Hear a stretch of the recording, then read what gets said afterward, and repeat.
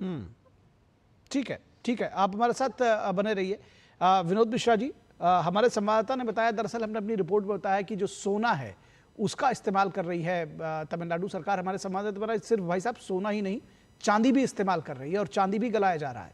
तो आप समझ सकते हैं कि किस तरह का ये दोहरे मापदंड, दोहरे मानदंड, क्या कहेंगे आप? निखिल, मैं सुन रहा था रितेश का, उस तमिलनाडु की असेंबली की ये चर्चा है जिस तमिलनाडु में उनके जो उप मुख्यमंत्री हैं और स्टालिन के बेटे हैं उदयनिधि, वो सनातन के बारे में कहते हैं कि ये कीड़े मकोड़े, कैंसर, क्या क्या बीमारी का नाम ले रहे थे। और उस मंदिरों के सोने और चांदी से वहाँ स्कीम चलाई जा रही है, तो ये देश को मानना चाहिए कि ये एक शुभ संकेत है कि कम से कम उनको लग रहा है कि सनातन एक आदर्श है और मंदिर की व्यवस्था जो है वो प्राचीन व्यवस्था, शायद उनको अब समझ में इस चीज़ के लिए हम आया है, तो ये साधुवाद। तो सबसे इम्पॉर्टेंट चीज़ ये समझना कि आज के दौर में जब ये चर्चा चलते हुए जब हम लोगों ने सुप्रीम कोर्ट की ये बड़ी बड़ी बहस देखी थी,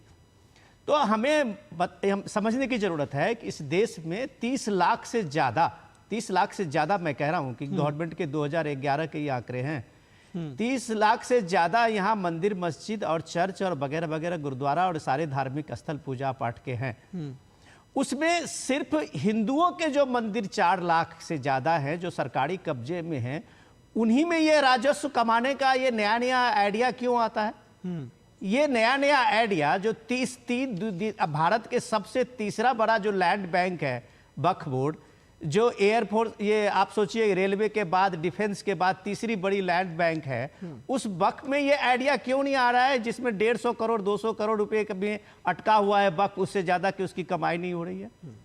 और सवाल ये है, इससे भी बड़ा सवाल ये है कि ये देश के काम में आ रहा है। जिस धर्मार्थ ट्रस्ट की बात अभी आप अपनी रिपोर्ट में बता रहे थे, उसकी भी थोड़ी सी मैं बैकग्राउंड बताता हूँ कि अंग्रेजों के ज़माने में जब ये लगा कि ये मंदिर की कमाई जो है एक बड़ी कमाई है और राजस्व के लिए एक बड़ा इसका योगदान हो सकता है सरकार में, तो उस समय में जो अंग्रेजों की प्रेसिडेंसी थी, अलग अलग मद्रास की और मुंबई प्रेसिडेंसी और कलकत्ता की, उसने ये सारे मंदिर, चर्च और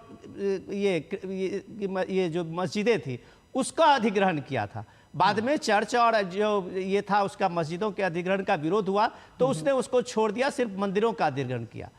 1947 के बाद देश आज़ाद हुआ, तो आप सोचिए कि उन दोनों की आज़ादी मिली इन चीज़ों से। लेकिन 1951 में जवाहरलाल नेहरू ने फिर एक कानून बना के आया जिस कानून का नाम था हिंदू धर्मार्थ ट्रस्ट का, 1951 का। अब उस जो ट्रस्ट का ये कानून बना, बंदोबस्ती ट्रस्ट उसका नाम था, 1951 जिसको हम बोलते हैं, वही तमिलनाडु सरकार का, उस समय में कांग्रेस की सरकार थी, उसका एक बड़ा आधार बना। और उसने पूरे सरकार के वहाँ की जो मंदिरें थी, लगभग 25,000 की 30,000 की मंदिरें थी जो इंपॉर्टेंट मंदिर थी, उसको अपने कब्जे में ले लिया।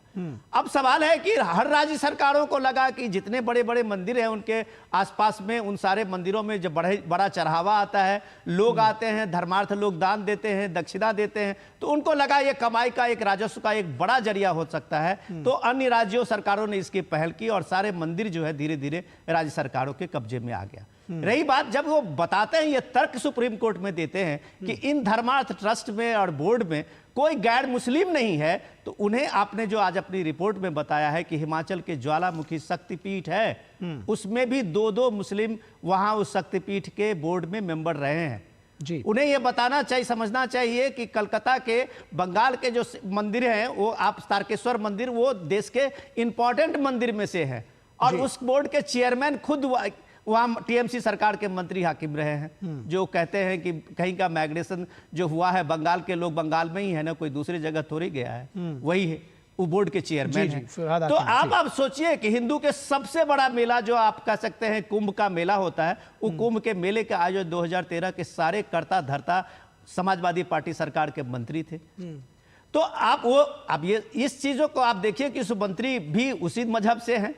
तो इसके बाद अगर आप ये तर्क कोर्ट में देते हैं और कोर्ट में ये बताया जाता है कि ये एक भ्रामक प्रचार है हिंदू के धर्म स्थल और हिंदू के धार्मिक स्थलों और धार्मिक ट्रस्टों के बारे में, जो प्रचार कम से कम तमिलनाडु के आज के इस रिपोर्ट के बाद बंद होनी चाहिए कि ये सीधा सीधा सरकार के नियंत्रण में है। और हो सकता है कि तमिलनाडु सरकार की योजना तारीफ करने लायक हो, उससे सरकार को आमदनी हो रही है, क्योंकि वो मान रहे हैं कि ये सोने की क्या जरूरत जो पड़ी हुई है। ठीक है, तो ये भी वक्त की जो 9.5 लाख संपत्ति है वो भी जो पड़ी सर रही है उसका भी उपयोग हो, ये मोदी सरकार की व्यवस्था को लोगों को माननी चाहिए। जी, राहुल लाल, डीएमके के आप सहयोगी हैं।